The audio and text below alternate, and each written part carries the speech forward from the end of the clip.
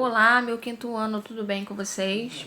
Hoje nós iremos dar início à nossa aula de História na página 126, tá? Nós vamos falar sobre as colônias e metrópoles, tá? Aí nós vamos falar sobre a extração e a comercialização do pau-brasil, né? Que foram as primeiras atividades econômicas dos portugueses no Brasil. Contudo, a partir de 1530, para assegurar a posse da terra e ávidos por lucros cada vez maiores, os portugueses começaram a exploração agrícola. Então, do pau-brasil, eles foram explorar a parte agrícola. Assim, a ocupação definitiva teve início com a produção da cana-de-açúcar. Para garantir a ocupação de Dom João III, então o rei de Portugal dividiu as terras da América Portuguesa em 15 faixas, chamadas capitanias hereditárias. Essas capitanias eram divisões territoriais e administrativas que passavam de pai para filho, tá? Então, antigamente, né, não tinha eleições como tem hoje em dia. Hoje em dia, né, as pessoas vão às urnas e escolhem os candidatos que vão, né, tomar conta, né, dos seus estados, representar os seus estados. Antigamente não, na época das capitanias, né, que eram as faixas de terras que eram divididas, né, esses territórios, eles eram administrados de pai para filho. O que era isso? Quando o pai falecia, o filho mais velho, né, ocupava o seu lugar. Ele continuava administrando o que seu pai administrava. E assim sucessivamente, tá? Morria o filho, né? Aí sempre o pai, sempre o filho mais velho que assumia e era assim, tá bom? Aí eu tenho uma figura aí que mostra, né, que só tinha alguns estados, né, que eram Ceará, Rio Grande, Pernambuco, Bahia, Ilhéus, Porto Seguro. Essa aí foi a divisão territorial antes de acontecer a divisão territorial inteira no nosso, né, no nosso país, ok? Aí nós vamos na página 27, né, que aí continua ali, tem uma imagem ali em cima, que está escrito assim: durante quase 300 anos o Brasil pertenceu ao Reino de Portugal. Esse período, conhecido como colonial, vai de 1530 a 1822, tá? Ali no primeiro parágrafo da página 127, com o objetivo de assegurar para seu reino os lucros do comércio de produtos extraídos das terras brasileiras e de produtos estrangeiros vendidos aos habitantes do Brasil, o rei de Portugal estabeleceu monopólio comercial. Marquem aí o que é monopólio comercial. É um regime de comércio que obriga que a compra e a venda de produtos sejam feitos exclusivamente com um determinado grupo. Então eles eram obrigados a comprar com aquelas determinadas pessoas. Isso que era chamado de monopólio comercial. Assim, os produtos brasileiros só podiam ser vendidos para Portugal e apenas Portugal comercializava produtos estrangeiros para o Brasil. Esse monopólio foi a base da relação entre a metrópole de Portugal e a colônia de Brasil, né, que é o Brasil. No início, Pernambuco e São Vicente, no atual litoral sul de São Paulo, tá? São Vicente fica no sul de São Paulo, muito prosperaram com o cultivo de cana-de-açúcar e a produção de cana-de-açúcar. Ali do lado eu tenho o que significa as palavras que a tia Dani falou aqui, ó. Ávido, quer dizer aquilo que se deseja muito. Metrópole, quer dizer uma nação que exerce o poder sobre suas colônias. A cidade principal de um país, de um estado, de uma região, tá? Metrópole é a principal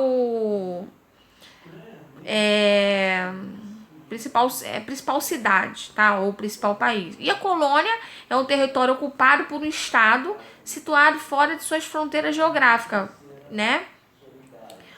No caso, é um território de um que foi ocupado por um estado que veio, né, de fora, que tomou domínio, né, daquela localização ali. Aí tem agora responda. Qual foi o papel desempenhado pela colônia dentro do monopólio comercial? Aí vocês podem colocar assim, ó. Foi proibido realizar transações comerciais, ou seja, tanto para compra quanto para a venda de produtos com outros países. Não podiam, né, fornecer matérias-primas, não podia comprar com outros lugares, com outros grupos, né? Aí vocês coloquem assim: a colônia não só contribuía com a economia da metrópole, mas também lhe garantiu o maior poder de controle, o maior poder de exploração de preços e lucros. Então, as metrópoles, né, tiveram o poder de fazer isso, né, de fazer esse controle de exploração e com isso controlar os preços, os lucros, tá? E aí tem uma pergunta: em sua opinião, quem lucrava e quem tinha prejuízo nessas relações entre a colônia? A colônia é o Brasil, né? Que foi um território que foi ocupado por quem? Por outros lugares, né? O Brasil estava aqui. Outras pessoas vieram para cá e ocuparam o Brasil. Então, o Brasil é a colônia. E a metrópole, que foi quem veio ocupar o Brasil, que é a colônia que veio para cá, né? Que Portugal que veio para cá, no caso, é chamado de metrópole. Então, sempre tenham em mente o seguinte. O Brasil é a colônia, né, que foi o território ocupado. E Portugal é a metrópole, que foi o lugar que veio ocupar o Brasil. Aí tá dizendo quem foi que lucrou aí e quem teve prejuízo nessa ocupação, nesse monopólio. O que vocês acham, tá? Aí, gente, na página 128, o tema é o seguinte: índios e africanos escravizados nas lavouras de cana-de-açúcar, tá? Então, aí diz que grande parte da produção de cana-de-açúcar no Brasil é realizada em enormes propriedades agrícolas, que são conhecidas como latifúndios, tá? E monocultoras, que usam a terra só para explorar um tipo de produto. Então, aquela terra ali é para explorar só aquele determinado tipo de produto. Esse sistema agrícola latifundiário e monocultor teve início no Brasil no século XVI, sob o domínio de Portugal, tá? Para apresentar as lavouras, os colonizadores portugueses implantaram o regime de escravidão, ao qual no início foram submetidos quem? Os índios. E a partir de 1549, os africanos que foram trazidos ao Brasil contra sua vontade. Então, eles vieram para ser servidos de escravos nessas plantações aí. Eles trabalhavam a troco de nada, tá? E aí no segundo parágrafo diz que o comércio de escravos já era conhecido e praticado por vários europeus.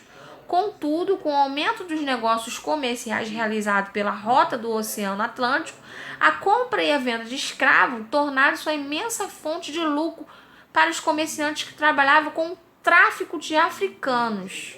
Além disso, a escravidão impedia que os trabalhadores tivessem qualquer possibilidade de conquistar reinos como cidadãos.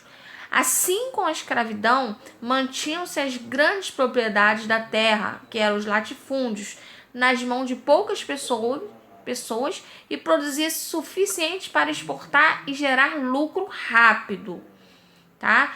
Do século XVI ao XIX, a escravidão foi utilizada como principal forma de trabalho e de exploração das riquezas produzidas no Brasil.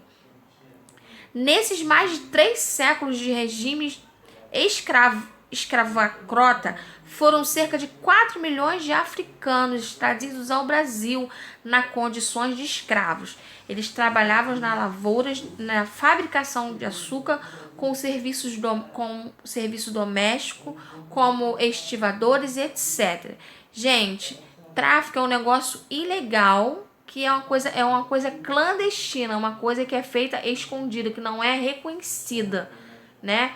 E estivador quer dizer um trabalhador portuário que exerce funções como receber as cargas de um navio, armazenar as cargas no porto, descarregar cargas das embarcações. Então, essa era a função do estivador. Então, gente, quando os europeus descobriram que a cana-de-açúcar era uma grande fonte de renda para eles, eles começaram a fazer o quê? Trazer, né, os africanos, né, para cá, né, como escravos. Para quê? Para que esses africanos trabalhassem nessas agriculturas, nessas produções de cana-de-açúcar, né, nessas propriedades deles, né, agrícolas, que era conhecida como latifúndios, né, trabalhavam, e eles sempre lucrando, ganhando muito dinheiro, e eles sempre sendo escravizados.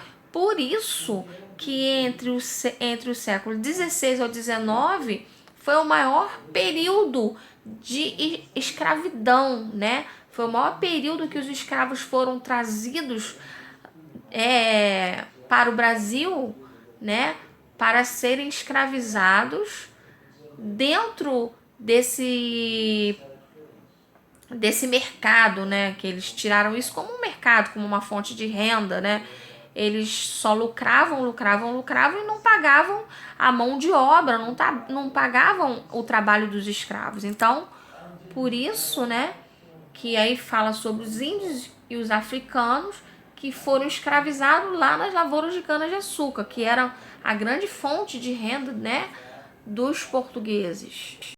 E, para finalizar nossa explicação, na página 129, eu tenho aí, né, mostrando nas atividades mais lucrativas, como as realizadas no engenho de cana-de-açúcar, né? Aí eu tenho fotos de africanos, né, trabalhando, né, fazendo as atividades dele como escravos. Aí eu tenho mais imagens aí, que durante as nossas conferências nós vamos falar sobre cada uma, nós vamos observar e fazer os nossos comentários coletivos, ok? Quinto ano. Então, até a nossa conferência, um beijo em todos vocês e até a próxima aula.